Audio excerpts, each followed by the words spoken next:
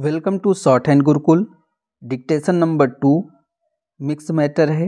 Speed रहेगी 80 word पर minute की। स्टार्ट होगी 5 सेकंड के बाद।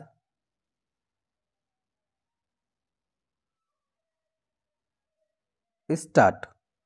अपने पैरों पर खड़ा होने वाला व्यक्ति प्रत्येक कार्य उत्साह से करता है। वह आलसी नहीं होता है और प्रत्येक काम यथासमय करने का आत्मविश्वास रखता है। कायर, आलसी और अविवेकी लोग जीवन में असफलता मिलने पर दैव और ईश्वर को, भाग्य और संसार को दोष देते हैं। ऐसे लोग बाधाओं का सामना नहीं कर पाते हैं। अतएव उक्त सभी कमियों एवं कमजोरियों का निवारण करने में स्वावलंबन की उपयोगिता एवं महत्व सर्वोपरि माना जाता है। जीवन में उन्नति, प्रगति, कीर्ति एवं सुख संपन्नता की प्राप्ति स्वावलंबन से ही हो सकती है। संसार में जितने भी यशस्वी महापुरुष हुए वे सब स्वावलंबन थे। अब्राहम लिंकन, महात्मा गांधी, ईश्वरचंद विद्यासागर आदि महापुरुष स्वावलंबन के बल पर जीवन में आकांक्षानुरूप प्रगति कर सकें। स्वावलंबन से सुख मिलता है क्योंकि स्वावलंबी व्यक्ति परिश्रमी, उद्यमी, आत्मविश्वासी, कर्मनिष्ठ और साहसी होता है। स्वावलंबन से आत्मनिर्भरता आती है। आत्मसंस्कार एवं व्यक्तित्व का निर्माण होता है तथा कलुषित भावनाएं दूर हो जाती हैं। इस तरह स्वावलंबन के अनेक लाभ हैं। स्वावलंबी व्यक्ति अपने हित के साथ अपने देश और समाज का भी हित करता है।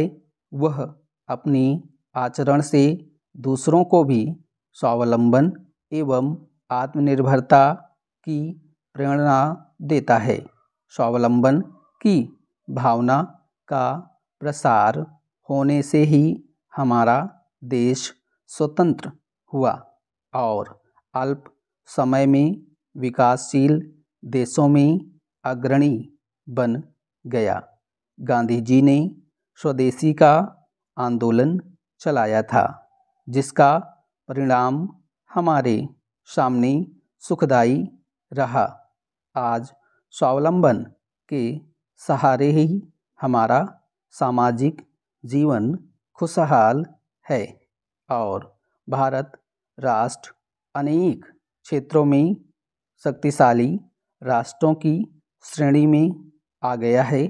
इससे स्पष्ट हो जाता है कि स्वावलंबन के जोश से हमारा राष्ट्र उत्तरोत्तर प्रगति कर रहा है। हमारे देश में कुछ लोग अपना सामान उठाकर चलने में हीनता समझते हैं। अपने हाथों काम करने में उन्हें लज्जा आती है। इस तरह बड़प्पन का कोरा दिखावा करने वाले स्वावलंबन का महत्व नहीं समझते हैं।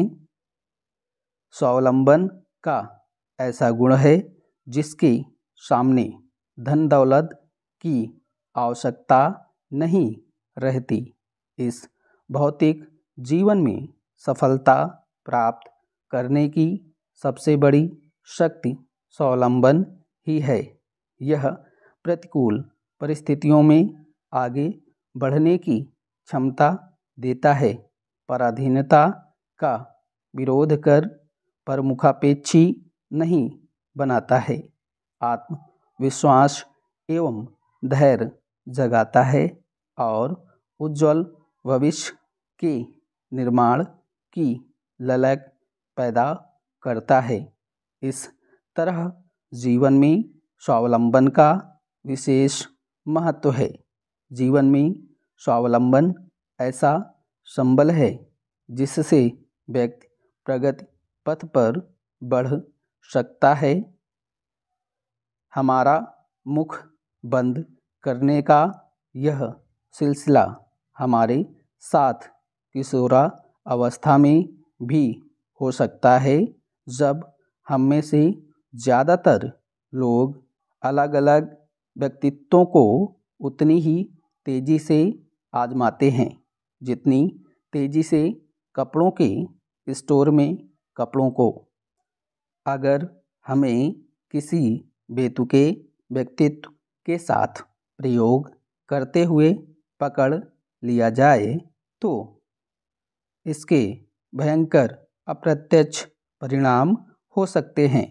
मेरा एक दोस्त एक ट्रैफिक लाइट पर हरी लाइट का इंतज़ार कर रहा था। तभी 13-14 साल की लड़कियों का एक समूह उसकी कार के सामने से निकला। वे स्थानीय स्कूल की यूनिफॉर्म में थीं। एक लड़की उसके पास से निकलते समय चिल्लाकर बोली, हाय हैंडसम, पार्टी करनी है। फिर वह हंसी और भागकर अपनी सहेलियों के पास पहुंच गई। फुटपाथ से यह मंजर देखते समय सहेलियां भी हंस रही थीं। मेरे दोस्त ने सोचा कि उसको शायद किसी ने चुनौती दी थी, या इस बात की ज़्यादा संभावना थी कि वह सिर्फ एक बिल्कुल ही अलग व्यक्तित्व के साथ प्रयोग कर रही थी और शायद सिर्फ यह देखना चाहती थी कि इसमें कैसा महसूस होता है। हो सकता है उसने वैसा व्यवहार दोबारा कभी नहीं किया हो। सिंथिया हिमल कहती हैं, 14 साल की लड़की का सबसे स्पष्ट गुण यह है कि उसका कोई स्पष्ट गुण नहीं होता है।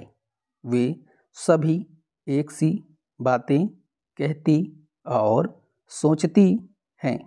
वे अपनी पहचान खोजने की दिशा में आवेशपूर्ण छलांग लगाती हैं, फिर डर जाती हैं और कांपकर भागती हुई मम्मी के पल्लू में छिप जाती हैं।